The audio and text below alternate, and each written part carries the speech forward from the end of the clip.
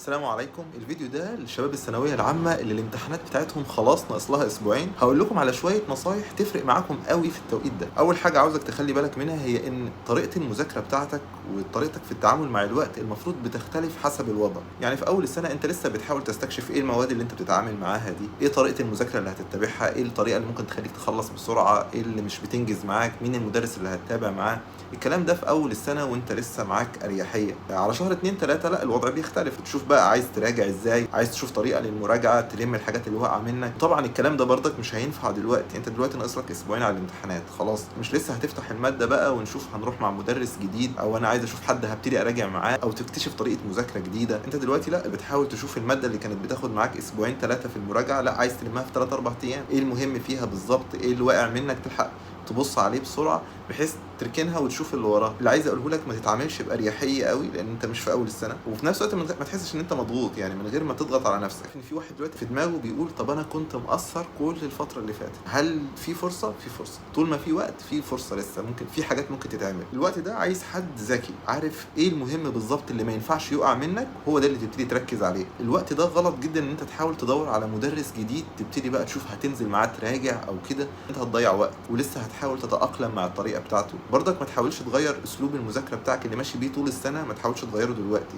يعني الاسلوب اللي بينجز معاك وبيجيب معاك ما تحاولش تلعب فيه، كل حاجه زي ما هي دلوقتي، مش وقت اكتشافات. تاني نصيحه هقول لك عليها هي ان يبقى عندك نفس طويل. شهر الامتحانات ده هتمتحن كل 3 4 ايام ماده، فانت مش اللي هو هتخش ماده وتخلصها ولا مادتين 3 وتخلصها وشكرا اسبوع وخلص الموضوع. لا، وارد لا قدر الله مثلا تخش ماده تلاقي نفسك وقعت شويه او الدنيا ما مشيتش زي ما انت عايز. لازم يبقى عندك نفس طويل وتبقى مهيئ نفسك ان لا، ده يعني ايه ماتش 90 دقيقه، هتلعب من اول دقيقه لاخر دقيقه. امتحان العربي اللي في اول يوم مثلا هيبقى مهم زيه زي امتحان الاحياء اللي ممكن يكون في اخر يوم. فانا عاوزك تهيئ نفسك من دلوقتي ان مستوى تركيزك وثقتك في نفسك يبقوا توب لمده شهر. ايا كان اللي هيحصل في الشهر ده، مستوى تركيزك وثقتك في نفسك ما يتغيروش. انا مثلا على ايامي كان اول امتحان العربي، كنا بنبقى داخلين عارفين ان انت كده كده ممكن تنقص نص درجه او درجه في التعبير، محدش بيقفله، دي حاجه انت عامل حسابها، فالمفروض ما تاثرش عليك. في امتحان العربي انا حصل معايا ان انا كتبت اجابه سؤال مكان سؤال تاني، واكتشفت الكلام ده بعد ما طلعت من الامتحان.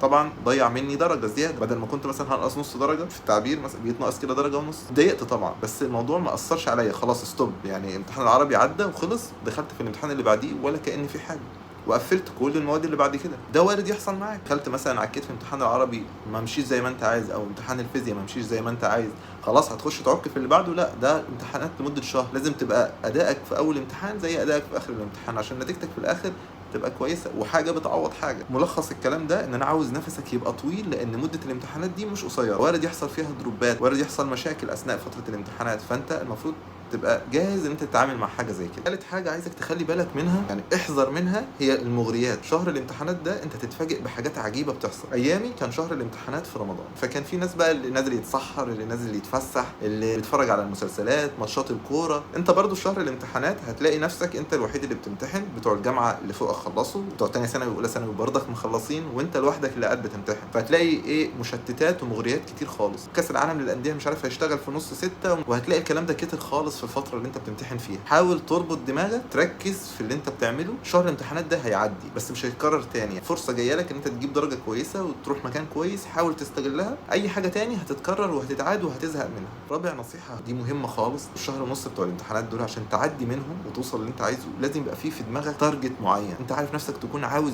ايه بالظبط. في واحد هدفه ان هو يجيب اعلى درجه ويطلع الاول، تمام، ده تارجت جميل. في واحد تاني هدفه ان هو يرضي ابوه وامه، عايز يبسطهم ان هو يجيب درجه كويسه فيفرحوا، ده هدف، ده هيخليك ايه، تدوس لما الدنيا تعك منك، تدوس عشان الهدف ده. واحد تاني نفسه في كليه معينه عايز يخشها، او كارير معين نفسه يوصل له، لازم يبقى في دماغك تارجت معين وتبقى عارف نفسك عاوز ايه بالظبط عشان يديك دفعه ويديك حماس ان انت تكمل الشهر ونص. خامس نصيحه، لازم تكون عارف وفاهم ان ايا كان اللي هيحصل ده نصيب ومكتوب. اهم حاجه انت تكون بتعمل اللي عليك. جبت بقى 100%، جبت 90، جبت 80، دي مش بتاعتك. وبرضه حاول تحسن علاقتك بربنا خالص، لان هو اللي هيلحقك. انت هتلاقي حاجات بتعدي انت ما تعرفش عدت ازاي. لو انا هلخص اللي انا قلته ده كله، هقول لك اول حاجه خلي بالك ما تذاكرش بنفس الاريحيه اللي انت كنت بتذاكر فيها من 3 4 شهور. ما تحاولش تغير طريقتك، اللي انت شغال سيبه شغال، ما تلعبش فيه. تاني حاجه، نفسك يبقى طويل، تبقى مهيئ نفسك ان فوكست ويبقى اعلى تركيز من اول يوم لاخر يوم. اول امتحان هادي فيه بنفس الكفاءه اللي هاديها في اخر امتحان. ثالث نصيحه، تيك كير